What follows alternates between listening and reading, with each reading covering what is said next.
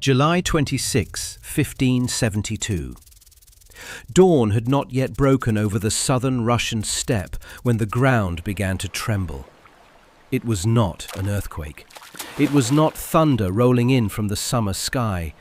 It was something older, darker, and more terrifying than either. 50 kilometers south of Moscow, along the dusty track winding past the village of Molodi toward the capital, the earth itself seemed to be coming alive, vibrating, groaning, shuddering beneath a pressure that had no natural explanation. Birch trees along the riverbank shook their leaves without any wind. Rabbits burst from the tall grass in every direction, fleeing something their instincts recognized before their eyes could. Then the sentries saw it. A cloud. Not a storm cloud, something lower, brown and endless, rising from the southern horizon like a curtain being torn from the sky. It stretched from one edge of the world to the other, rolling and churning, blotting out the early morning light with a wall of pulverized earth and the mingled exhalations of 100,000 horses. Like a storm made of flesh and iron, the horde came north. 120,000 warriors. That is the number the Russian chronicles recorded. The cavalry of the Crimean Khanate, the Nogai steppe lords, the fierce Circassian horsemen, and the elite Janissary infantry of the Ottoman Empire. The most powerful fighting force on earth in the summer of 1572, riding directly toward the heart of the Russian nation. They were not coming to raid. They were not coming to plunder a border town and vanish into the grasslands. Khan Devlet I Girai had said it plainly, and his masters in Constantinople had heard him. He was coming to end Russia entirely, to scrub it from the map, to reduce Moscow to a smoking ruin and take its people in chains to the slave markets of the Black Sea coast, just as his ancestors had done for 3 centuries. Standing in their path, crouched behind wooden carts fitted with thick oak shields and loopholed walls, was a Russian force of 22,000 men. 5 to 1. The odds were perhaps worse. The man commanding those 22,000, a scarred, quiet prince named Mikhail Vorotinsky, had done the arithmetic himself, alone in his tent the night before, by the light of a single candle. He knew what the numbers meant. He also knew something the Khan did not. The ground chosen for this battle had been chosen with surgical precision, and the wooden walls his men crouched behind were not a last resort. They were a trap. The most lethal trap ever devised on Russian soil. This was not supposed to be a fair fight. Vorotinsky had no intention of making it one.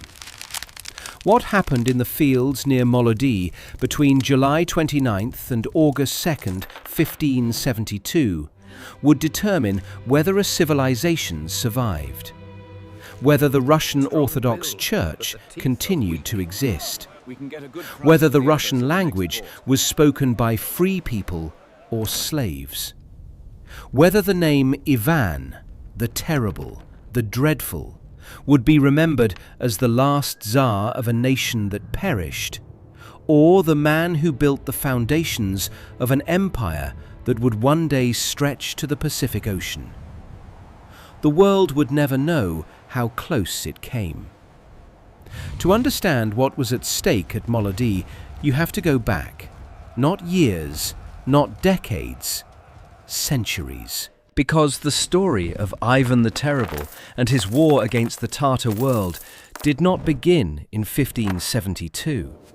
It began in 1240, the year the Mongol cavalry of Batu Khan swept across the Russian principalities like a wildfire across dry timber, burning Kiev, razing Ryazan, shattering Vladimir, and reducing the fractured world of medieval Rus to ash and silence.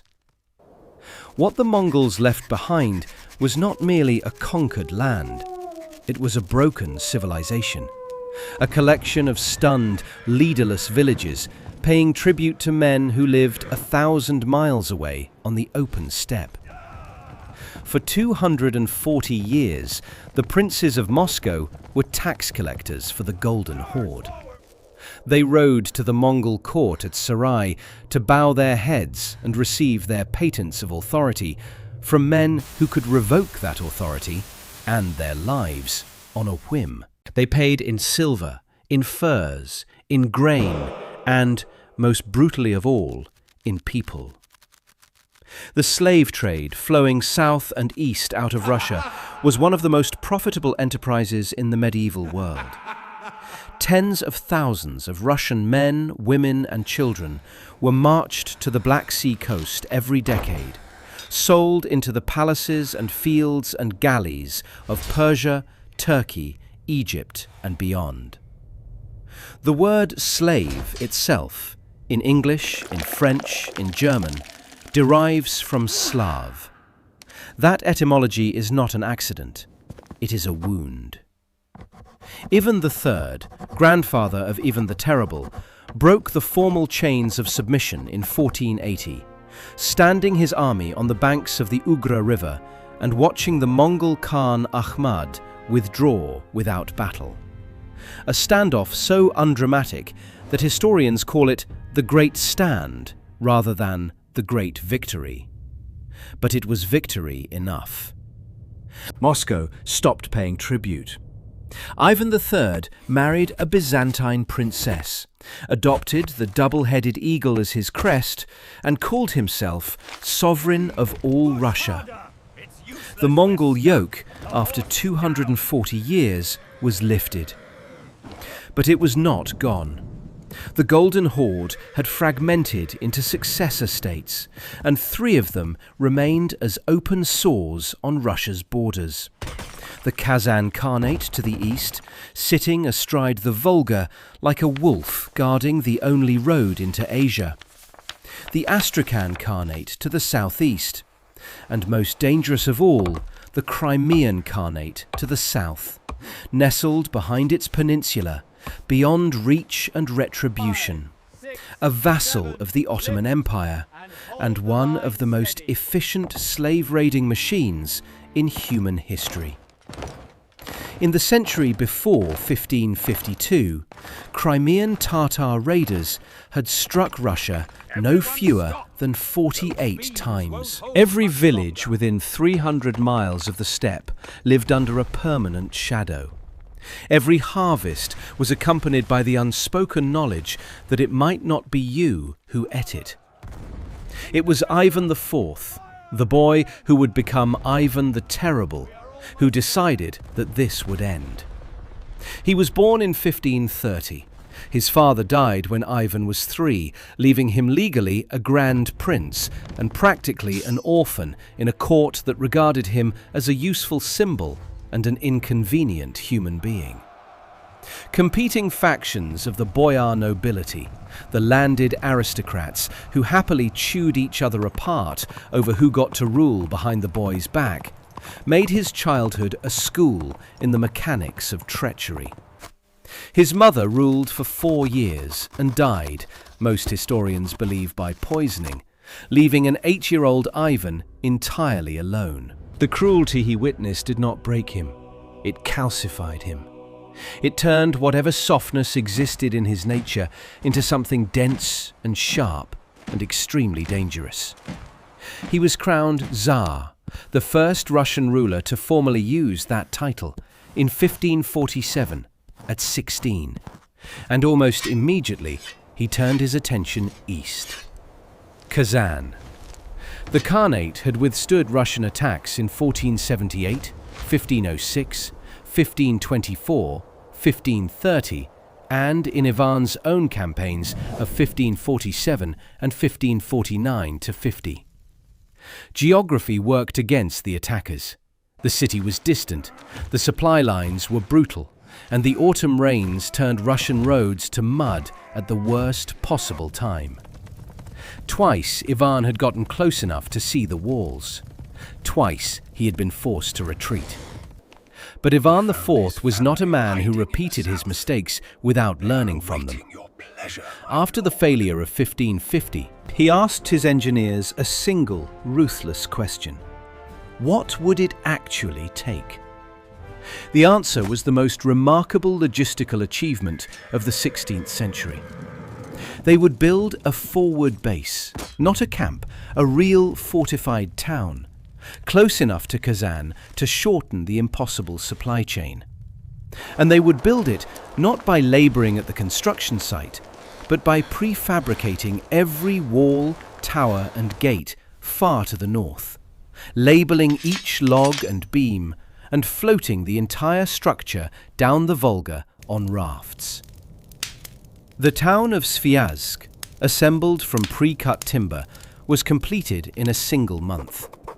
A portable city, conjured from nothing, planted in the enemy's backyard. On June 16, 1552, Ivan rode from Moscow with 150,000 men and 150 artillery pieces. The Streltsy, Russia's first modern standing infantry, dressed in vivid jackets of red and blue and green, carrying both firearms and the terrifying Bardiche poleaxe, were a new kind of soldier. Disciplined, uniformed, drilled. Not the feudal levies of the old Russia, the future. And they were coming for Kazan. The siege lasted 41 days. An English military engineer, known in Russian chronicles as Butler, directed the digging of tunnels beneath the city walls.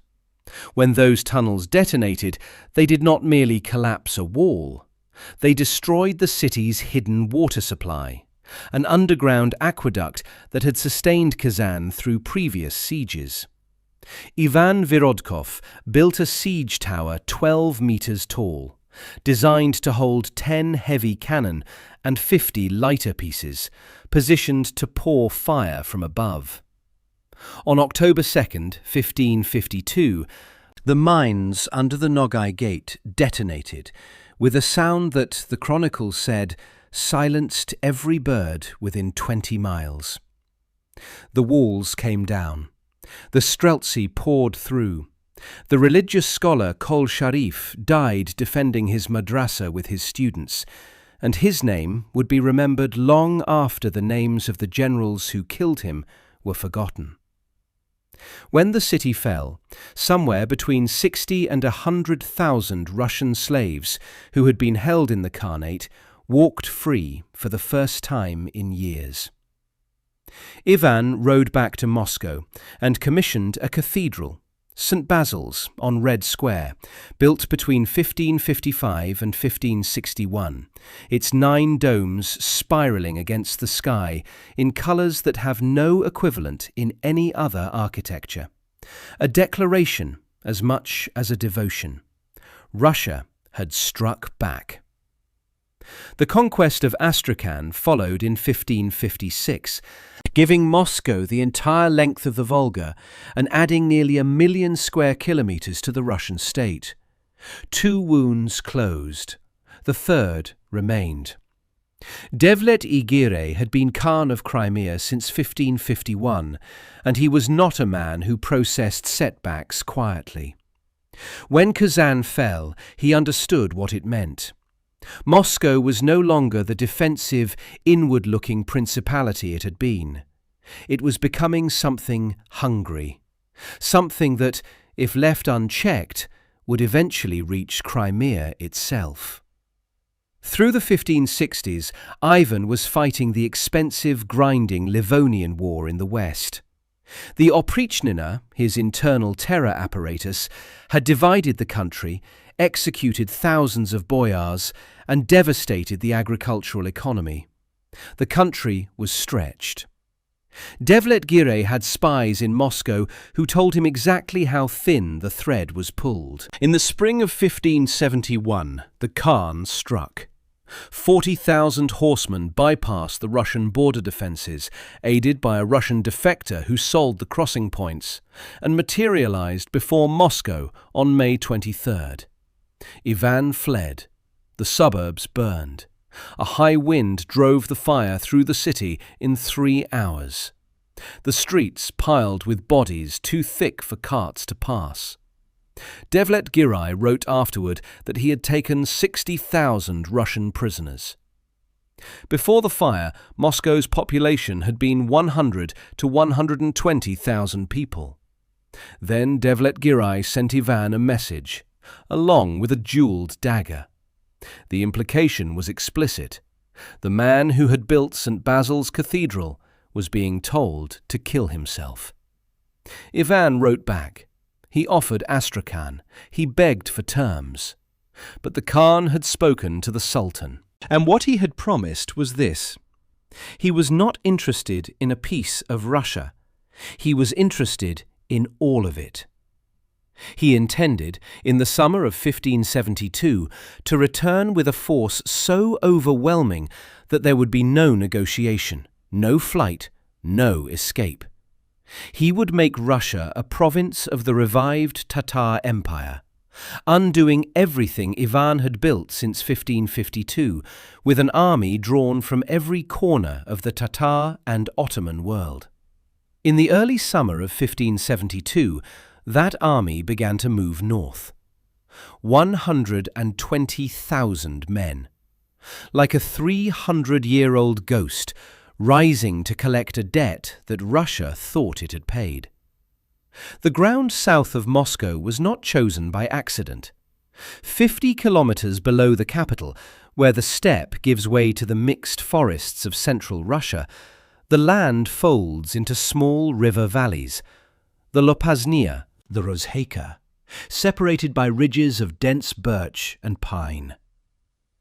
To a traveller moving north on the Serpukhov road toward Moscow, these forests appeared on both sides like dark walls, narrowing the open ground to a corridor of meadow and field. To a general planning a defensive engagement against a cavalry-heavy enemy, those same forests were the key to everything. A force that could pin the enemy in that corridor, with forest on both flanks and a river at the back, would deny the Tatar horsemen their single greatest asset: room to maneuver. But there was a complication. Holding that corridor against a force 5 times your size required more than geography. It required a weapon that did not exist anywhere else in the world, quite as Russia had developed it. The Gulyai Gorod, the rolling city. Call it a mobile fortress. Call it the most ingenious tactical innovation on the 16th century battlefield. Its purpose was devastatingly simple. The Tatars' greatest asset was cavalry, fast, maneuverable, capable of attacking from any direction, able to retreat and reform before an opponent could respond. The Gulyai Gorod denied them that nightmare scenario by removing the stationary quality of the opponent entirely. It was a defensive line that moved. The structure was built from heavy wooden carts chained together in a long arc, each cart fitted with upright panels of thick-cut oak, strong enough to stop an arrow, strong enough to absorb the impact of a charging horse and rider without collapsing, dense enough to deflect the lighter cannonballs the Tatars carried. Cut into those panels at regular intervals were loopholes, rectangular slots, barely wide enough to aim through, perfectly sized for the barrel of a musket or the snout of a light cannon. Behind those panels, Streltsy musketeers crouched in the gap between the cart walls, where the smell of damp timber and old gunpowder hung permanently, like incense in a cathedral dedicated to violence. On the morning of July 26th, Vorotinsky's men were positioning the last elements of the Gulyai Gorod along the ridge above the Rozheika, chaining the carts together, testing the loopholes, running their palms along the oak panels for weaknesses in the grain. Carpenters moved between the carts with mallets and iron spikes, driving reinforcing pins into joints that looked questionable and replacing panels warped by the summer heat.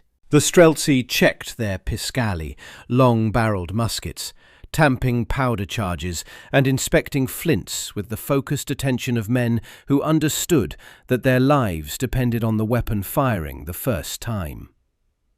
The Don Cossack cavalry, who would operate in front of and around the Guliai Gorod, walked their horses in nervous circles, the animals sensing the tension their riders could not entirely conceal. The 7,000 German mercenaries, soldiers of fortune who had wandered east across Europe looking for profitable employment, occupied a section of the right flank, their arquebuses already loaded, their professional calm setting them apart from the more emotionally expressive Russian troops around them.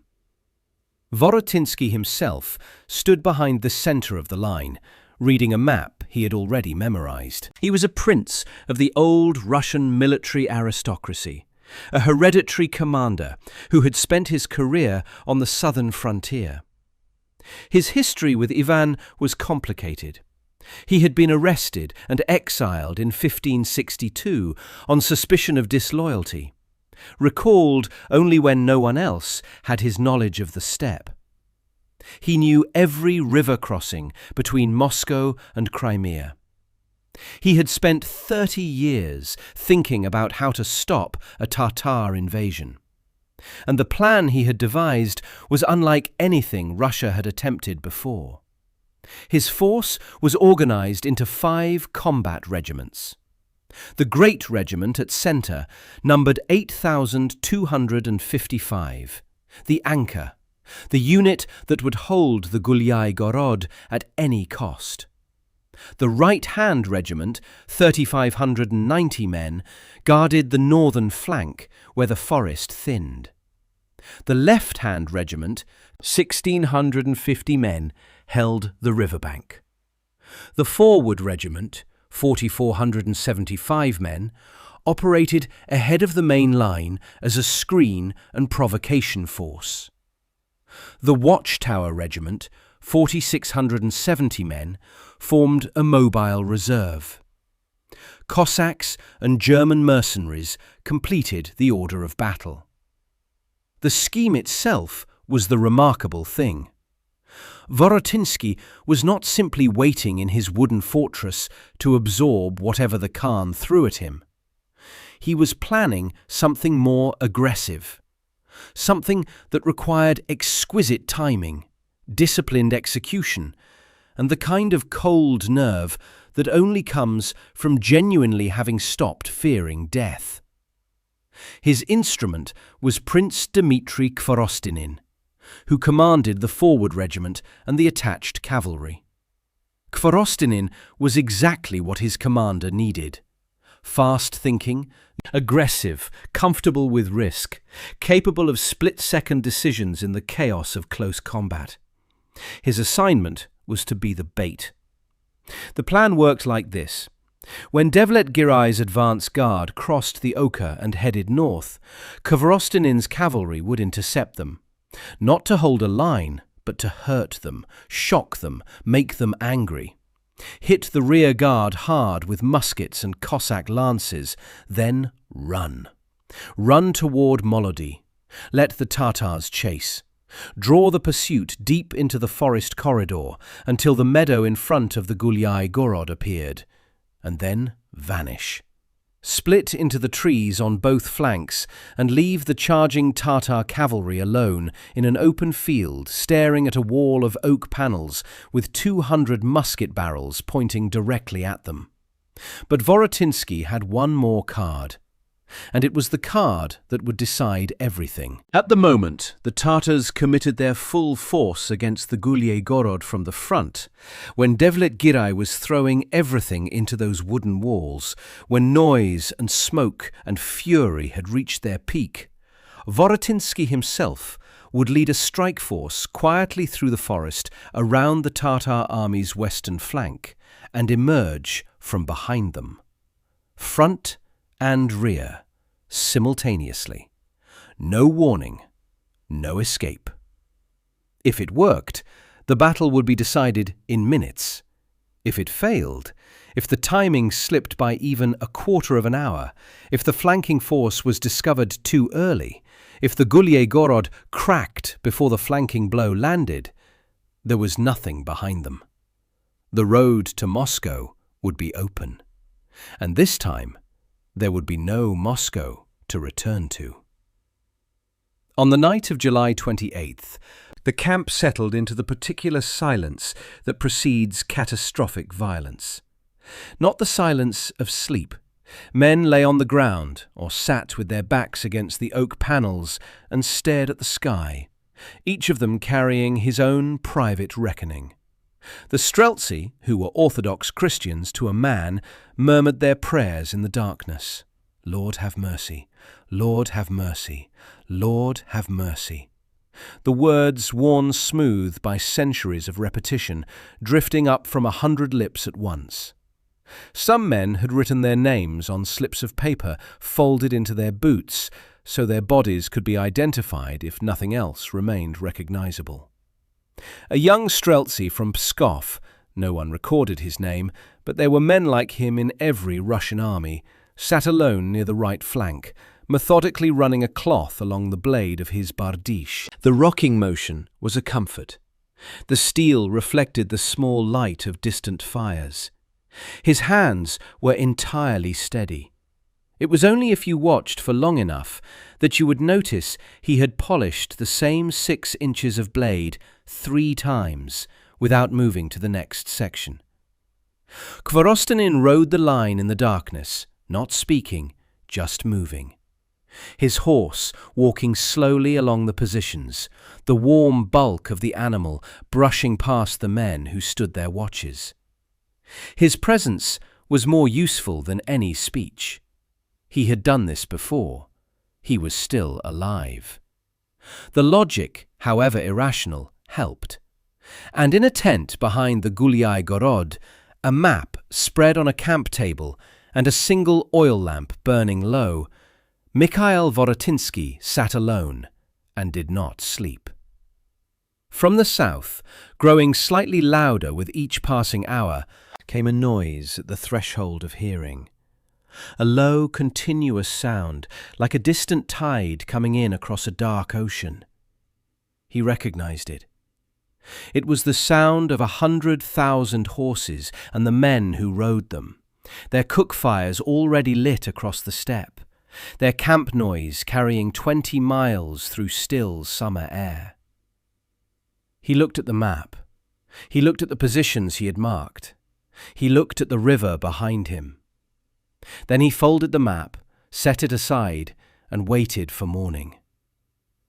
The Oka River at Serpukhov ran clear and shallow in late July, easily fordable for an army that had made 1,000 river crossings in a lifetime of raiding.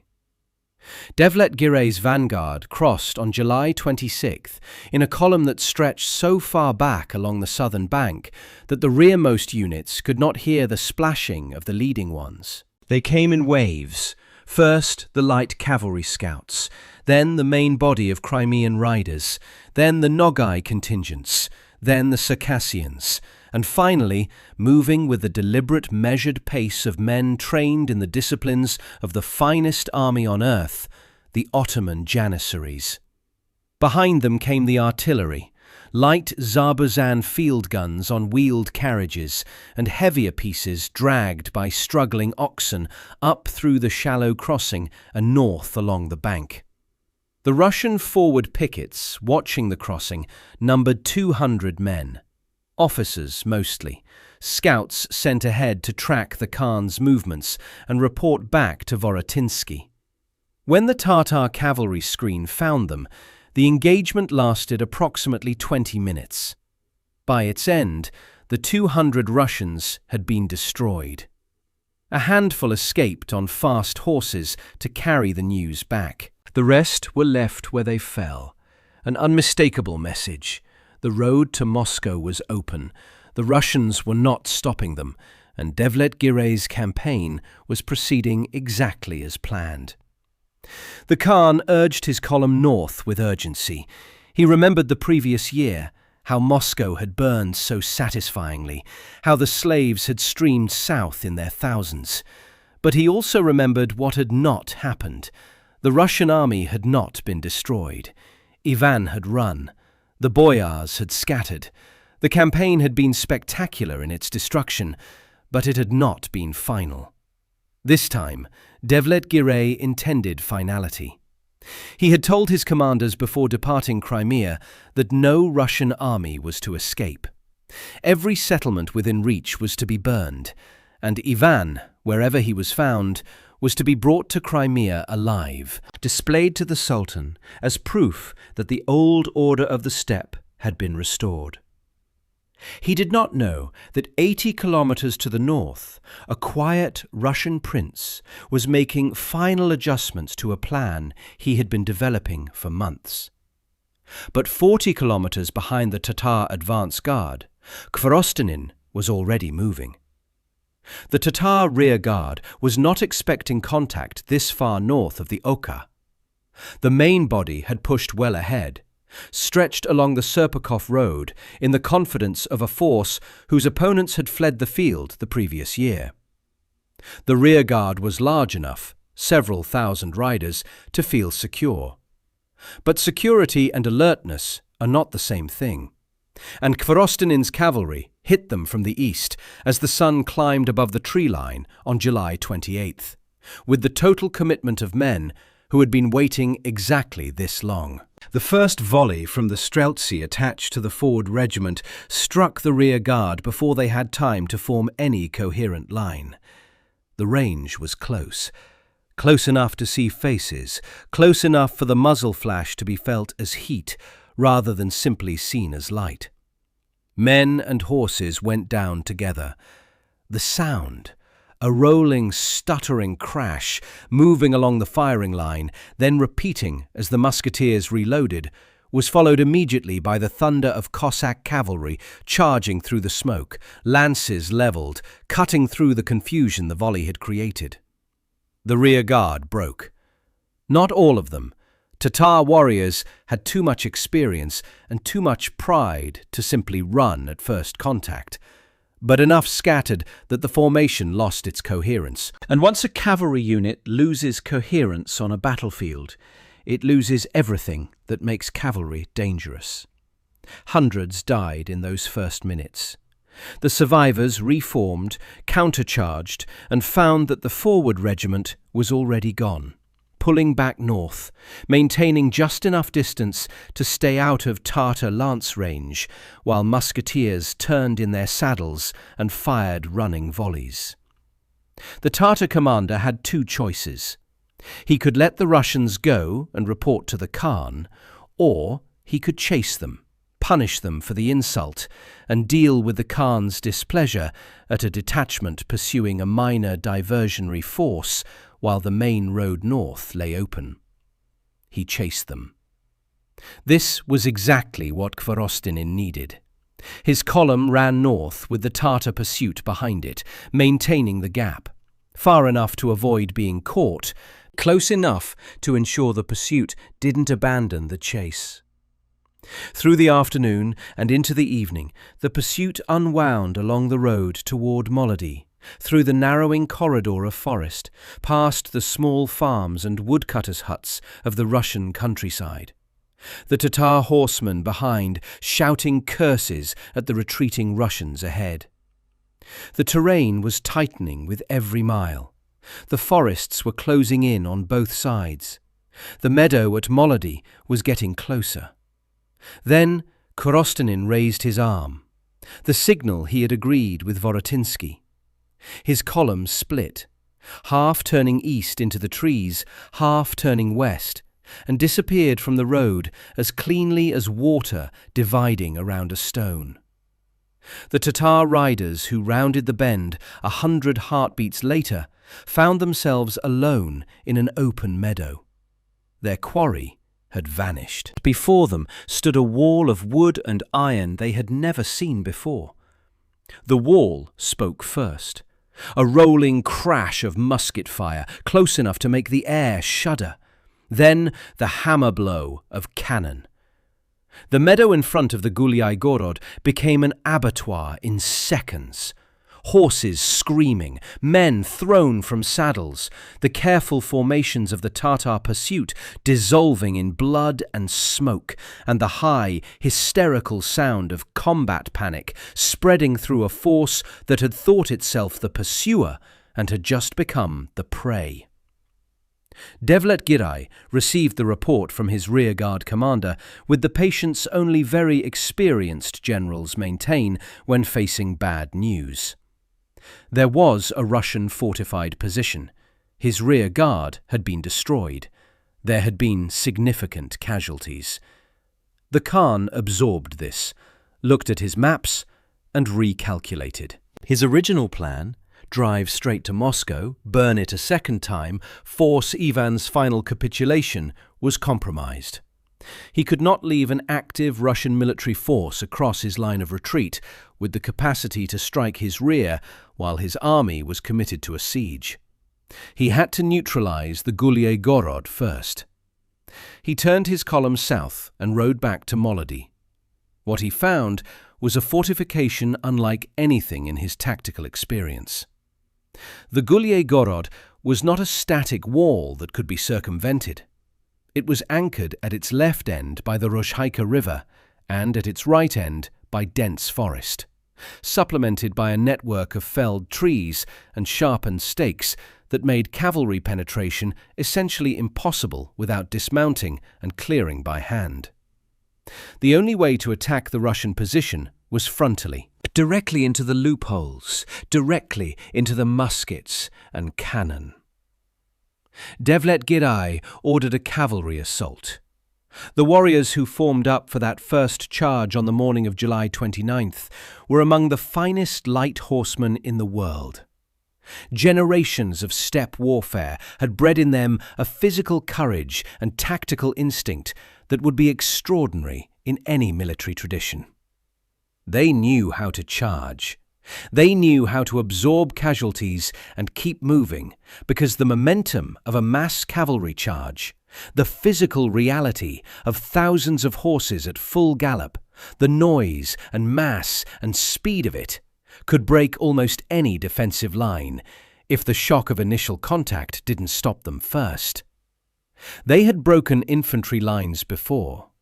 They had broken fortified positions before. Wood burned. Iron bent. Men broke. They formed up on the southern end of the meadow, dressed their lines, leaned forward over their horses' necks, and charged. The Guliai Gorod did not move. It did not bend. It did not flinch. The muskets inside fired in sequence, not all at once, but in rolling volleys, so that there was never a moment of silence when all weapons were empty and a charging horse could cover ground without meeting lead. The cannon fired into the mass of men and animals at distances so short the cannonballs had not lost velocity before they hit. Horses folded and fell in mid-gallop, throwing their riders forward. Riders fell from wounds and were crushed by the horses behind them. The charge reached the walls and broke against them like water against a cliff face, and the survivors streamed back across the meadow to organize for another attempt. But Devlet Girai tried again, and then again. July 29th, July 30th, July 31st. The attacks came in waves. Cavalry first, then cavalry with supporting Janissary infantry, then Janissaries alone, then cavalry again. Each time, the Guliai Gorod held. But the defenders were not passive. Between assaults, teams of Streltsy would pull open sections of the wall and pour out in controlled rushes, hitting the disordered Tatar forces while they were reforming, then retreating back inside before the weight of numbers could be brought to bear. Kvrostinin's cavalry, operating in the flanking forests, conducted constant harassing actions against the rear of the besieging force, preventing the Khan from concentrating his full weight in any single place. The noise of those 3 days was inhuman. The constant percussion of the Russian guns, muskets and cannon, firing in sequences that, by the end of each day, had exhausted the hearing of every man inside the Guliai Gorod, was overlaid by the screaming of horses, the shouts of the Janissaries in Turkish, the war cries of the Crimean cavalry, the hissing rush of arrows, the splintering crack of oak panels absorbing impact after impact. Smoke from the guns settled over the entire position and turned sunlight brown, making it impossible to see more than 20 yards. Men inside the Guliai Gorod loaded and fired by feel and rhythm, and the automatic mechanical motions burned into them by years of training, because the smoke was too thick to aim through. They did not know how many Tatars they were killing. They knew only that the assaults kept coming, which meant the war was still holding, which meant they were still alive. In the intervals between attacks, men ate what they had and drank from barrels that were running low. No one slept. The 6 rows of Streltsy who held the section of the wall facing the main Tatar approach had been standing, loading and firing for 3 days. Their faces were black with powder residue. Their hands were scored with small burns from hot barrels and spilled priming powder. Their ears rang constantly, for those who survived to experience constantly. Devlet-Girai was running out of options and running out of men. By the evening of July 31st, the assault formations had lost thousands of warriors to the guns of the Guliai Gorod. His grandson, a young man who had ridden north expecting to take his share of Moscow's plunder and instead found himself dying in a central Russian meadow for reasons he did not have time to fully process, was killed in an afternoon cavalry charge. The news ran through the Tatar camp like a cold wind through a ripped tent wall. The Khan ordered his personal battle standard carried forward to the fighting line, the ancient signal that the commander himself was present and watching. It helped less than it once had.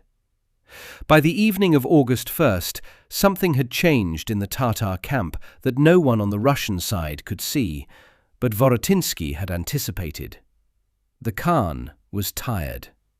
Not physically. Devlet-Girai was a seasoned campaigner who had spent 30 years in the saddle, but strategically. He had thrown everything at the Guliai Gorod for 3 days, and the position had not broken.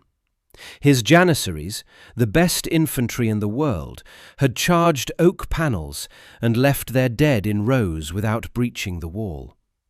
His cavalry had made charge after charge and achieved nothing except reduce their numbers. And from his various intelligence sources, captured Russian scouts, civilian informants, the arithmetic of watching his own casualty count grow, a new and deeply uncomfortable possibility was presenting itself. What if Ivan was not running? What if the Tsar had done the unthinkable? Left a capable general with a genuine plan, and was himself approaching from the north with a relief army. Vorotinsky fed this possibility carefully. The Russian voevoda Yuri Tokmakov began spreading word through channels the Tatars monitored. Captured Russians allowed to overhear conversations, merchants who moved between the lines, that the main Russian army was coming from Tula, that Ivan himself was riding south, that the force at Molodi was a screen, a delaying action, a cork in a bottle, while the real army assembled behind it. It is impossible to know precisely how much weight Devlet-Girai gave these reports. Experienced commanders develop a sense for which intelligence is real and which is shaped. But the reports were consistent. The losses of the past 3 days had made the Khan less confident than he had been crossing the Oka. There was the matter of his grandson, dead. There was the matter of supply lines stretched thin, and losses that could not easily be replaced, and 100 small things that individually meant nothing, but collectively were the weight that tips a decision. On the evening of August 1st, Devlet-Girai ordered a withdrawal. He would pull south, recross the Oka, find a better position. The Guliai-Gorod would still be there. He would return with fresh troops and a better plan. He did not know that Vorotinsky's night was beginning, and that it was beginning with quiet orders, muffled horse hooves, and a column of Russian soldiers moving in perfect silence through the forest that bordered the Tatar camp to the west. The column moved for 4 hours in the dark. No torches, no voices above a whisper, no sound from the horses' hooves, which had been wrapped in cloth specifically for this purpose. A precaution that told every man exactly how careful this maneuver had to be, and exactly what would happen to all of them if they were detected too early. Vorotinsky led from the front. He moved through forest he had personally scouted earlier in the campaign, using the light of a waning moon and the natural knowledge of a man who had spent his career studying this particular landscape. The force he led for the flanking movement numbered perhaps 7,000 to 8,000, large enough to be decisive, small enough to move quietly. Behind them, at the Guliai-Gorod, Khvorostinin had specific orders. Hold until first light, then listen for combat to the south and west. That sound would be the signal. They reached their position before dawn, deploying in the tree line above the western flank of the Tatar camp, which was already in the early stages of a withdrawal. In the grey pre-dawn light, Vorotinsky could see movement below. The striking of tents, the loading of pack horses, units shuffling into column for the march south. The Tatars were going. They were not going in panic, they were withdrawing in order, with the discipline Devlet-Girai always maintained. But they were facing south, thinking about the road ahead, not about the forest behind them. Vorotinsky waited. This was the hardest part. 7,000 men crouched in the tree line, watching the camp below, counting seconds. Too early, and the flanking force would engage before Khvorostinin had moved, leaving no hammer for the anvil. Too late, and the rearmost Tatar units would have cleared south, and the envelopment would be incomplete. He waited until he could see faces clearly, until the sun was a hand-width above the horizon. Then he gave the order. The cannon fired first, 4 heavy pieces that had been manhandled through the forest at agonizing effort precisely for this moment. The first volley struck the western edge of the Tatar camp from a direction where there was supposed to be nothing except forest and the beginning of the road home. For a fraction of a second, the Tatar camp went completely silent. Then everything happened at once. Russian infantry and Cossack cavalry poured out of the forest on the western flank, the terrifying cumulative roar of thousands of men screaming their war cries, blending with the rolling crash of the musket volley that preceded the charge. And from the north, from the direction of the Guliai-Gorod, the gates opened. Khvorostinin's cavalry streamed out at full gallop, the forward regiment riding everything they had directly into the face of the Tatar vanguard that was trying to sort itself out enough to understand what was happening. North, south. The Tatar army caught between 2 Russian forces, with a river on one flank and dense forest on the other, in the middle of a withdrawal that had begun organized and was now becoming the opposite of organized, with terrifying speed. Devlet-Girai's son, who commanded one of the leading Crimean divisions, was killed in the first minutes of the flanking attack, cut down before he could fully understand that the world had changed. The Khan's battle commanders tried to rally their units, tried to establish a fighting line, tried to create the space needed to form up for a countercharge. But there was no space. The corridor was too narrow. The attacks were coming from too many directions simultaneously. And the Tatar soldiers who had spent 3 days attacking a wall and accomplishing nothing, who were hungry, exhausted, and had watched their friends die in waves against oak panels and musket smoke, were discovering that the psychological reservoir of any force, however large and however skilled, has a bottom. They found the bottom on August 2nd. The fighting in the final phase was not the elegant cavalry charge and countercharge of the preceding days. It was close, brutal, personal. The kind of combat where the technical superiority of firearms matters less than what a man is willing to do with an edged weapon in the space between one human body and another. The Russian streltsy, pouring out of the Guliai Gorod on foot, fought with their bardishas, those enormous pole axes, swinging them in the close press where there was no room for a cavalry charge and no clean line of fire for a musket. The Cossacks worked in small groups, exploiting every gap the cannon and musket fire created, driving wedges through the fracturing Tatar formations and preventing them from reforming. Devlet Girai's tent was abandoned on the field. His battle standard lay in the grass. His son was dead. His grandson was already dead. His army was dissolving around him.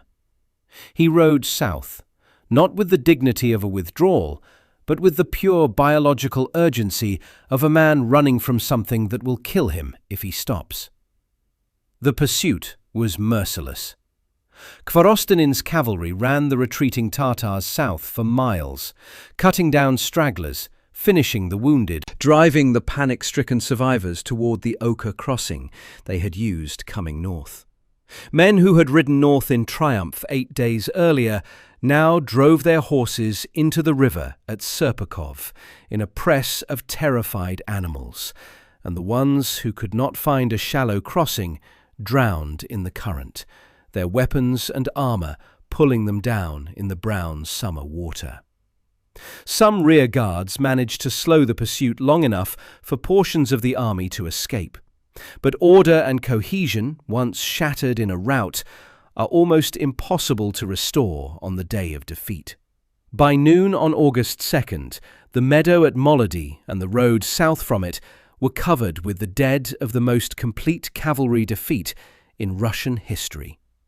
Devlet Girai, the man who had burned Moscow the previous year and sent Ivan the Terrible a jewelled knife with instructions to use it on himself, crossed the Oka with perhaps 20,000 survivors of the army he had brought north. From 120,000 men, 20,000 came home. The silence that settled over the field at Molodi on the afternoon of August 2nd was the silence that always follows the end of massive violence. A silence made more profound by contrast, more heavy because of what had immediately preceded it.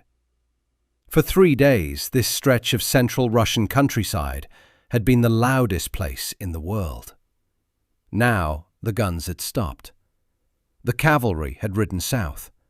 The screaming of horses had ceased, because the ones that could still scream had run away, or been calmed, and the ones that could not scream any more would never do so again. What remained was the field itself. Looking from the Guliai Gorod line, an observer could not make out the grass or the soil in most places, because the dead covered it. They lay in the patterns of their deaths, in the rough lines where cavalry charges had broken against the oak wall, in the clusters where the final flanking attack had caught units in the process of reforming, in the long, staggered scatter along the road south where the pursuit had run down the retreating survivors across miles of countryside. Tatar battle flags lay in the mud.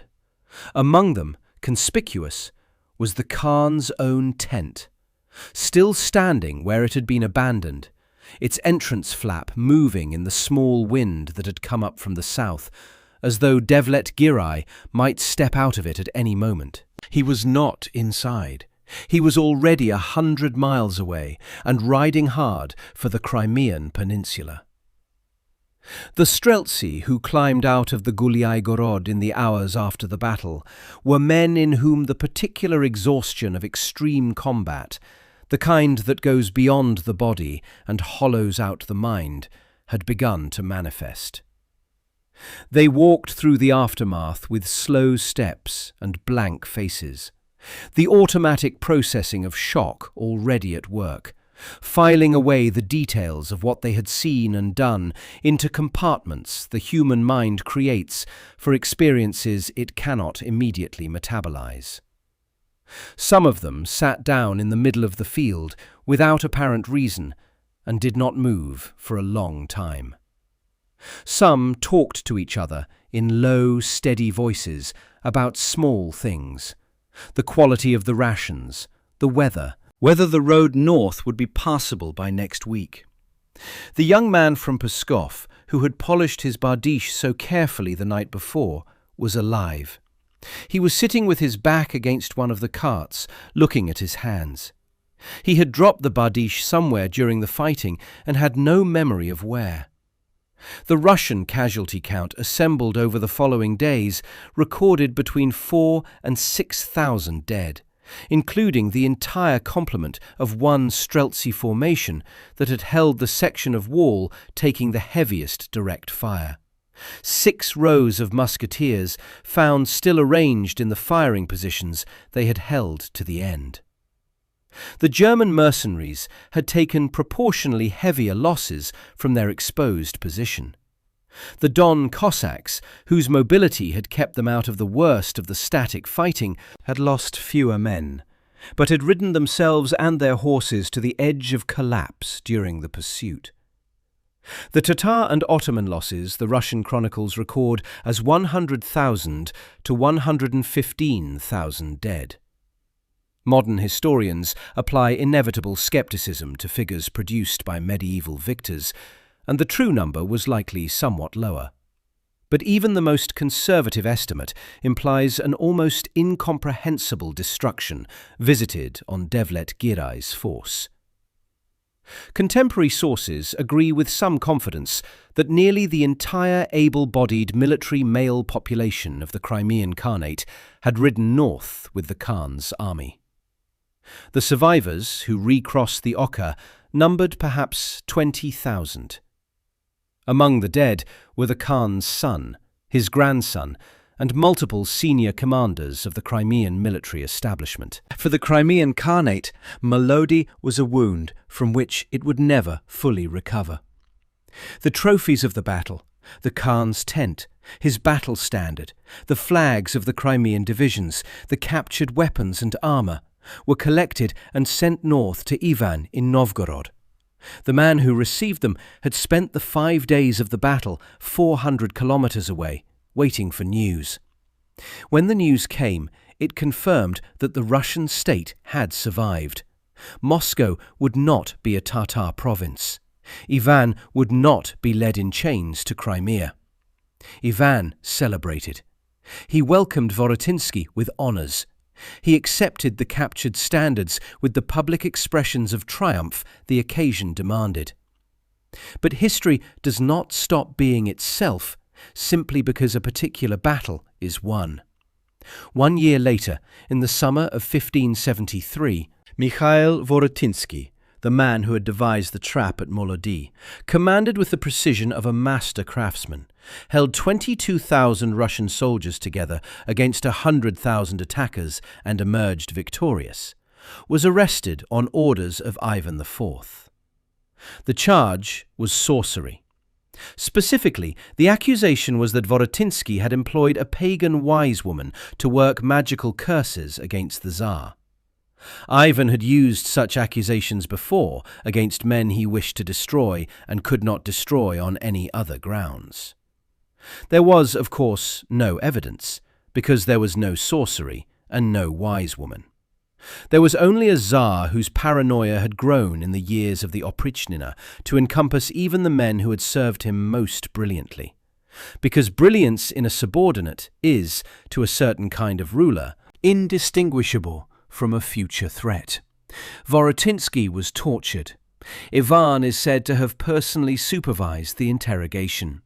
Whether this detail is historically accurate or later embellishment, the outcome is not in doubt. Mikhail Vorotinsky, the savior of Russia, died in the summer of 1573 while being transported to a place of exile, broken by what had been done to him. He was buried quietly. Ivan commissioned no cathedral for him. No saint's day was set aside in his memory. The chronicles recorded his death in passing, as one records the death of a man whose usefulness had expired. The irony is as vast and cold as the Russian steppe in February. And it does not resolve into any lesson except the one that history keeps teaching, and human beings keep refusing to learn. That the quality of a man's service to power does not protect him from power's appetite. The Ottoman Sultan in Constantinople received the news of Molodi through channels that, by the time they reached him, had been filtered through every messenger's instinct to soften catastrophic information. But the essentials were unavoidable. The army sent to reduce Russia had been destroyed. The Khan had returned with fewer than 1 man in 5. The plan to restore the Tatar world order on the ruins of Muscovite power was, for the foreseeable future, finished. The Crimean Khanate continued to exist. It would continue to send raiding parties into the Russian borderlands for another 2 centuries, right up until Catherine the Great finally annexed Crimea in 1783. But the raids that followed Molodi were raids, not invasions, not existential campaigns aimed at the annihilation of the Russian state. Devlet-Giray himself never again led a force north against Moscow. He died in 1577, 5 years after the battle that had broken his ambition, and the Khanate he left his successors was a diminished thing, a regional power of modest pretensions, rather than the engine of a revived Tatar empire. For Russia, the consequences of Molodi extended far beyond the immediate relief of not being conquered. The southern frontier, which had absorbed so much military attention and energy for generations, began to be pressed back. In the decades after 1572, the construction of fortified lines moved steadily south. The Zasechnaya Cherta, a network of fortifications, ditches and abatis that pushed the effective boundary of defended Russian territory further and further into what had been prime Tatar raiding ground. Towns were founded. Farmland that had been too dangerous to plough was broken by Russian settlers who came south knowing that a military catastrophe of the scale of Molodi was no longer a likely prospect. The agricultural expansion into the fertile Black Earth steppe, which would eventually make Russia one of the great grain-producing regions of the world, began to accelerate after 1572, in ways directly traceable to the security that the battle had purchased.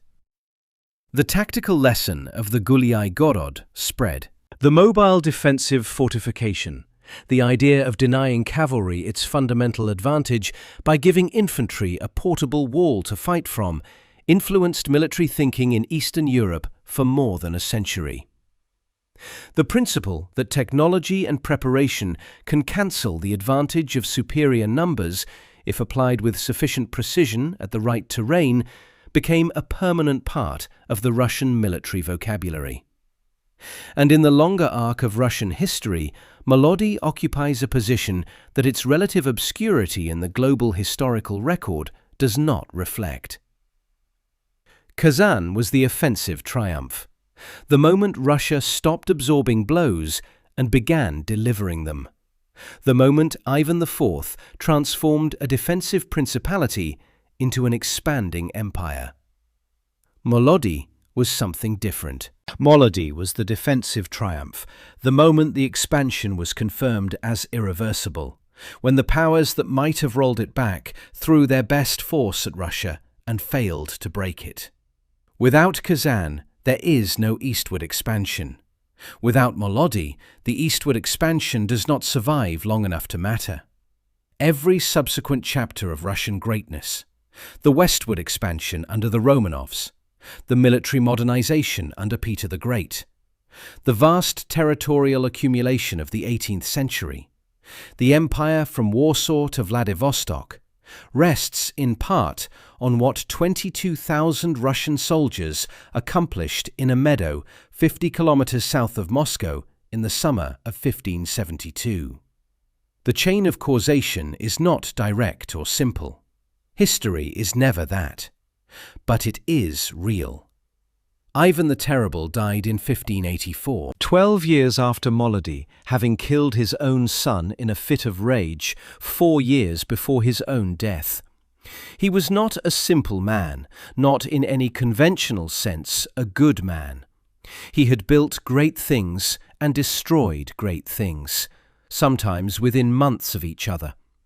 He had commissioned the most beautiful church in Russia and tortured its servants. He had created Russia's first modern army and used it against his own people as readily as against his enemies. He is impossible to reduce to a moral verdict, which is perhaps why he retains such a grip on the historical imagination. He encompasses everything that power can do, the glorious and the monstrous, without the comforting simplification of one outweighing the other. But this much can be said of him.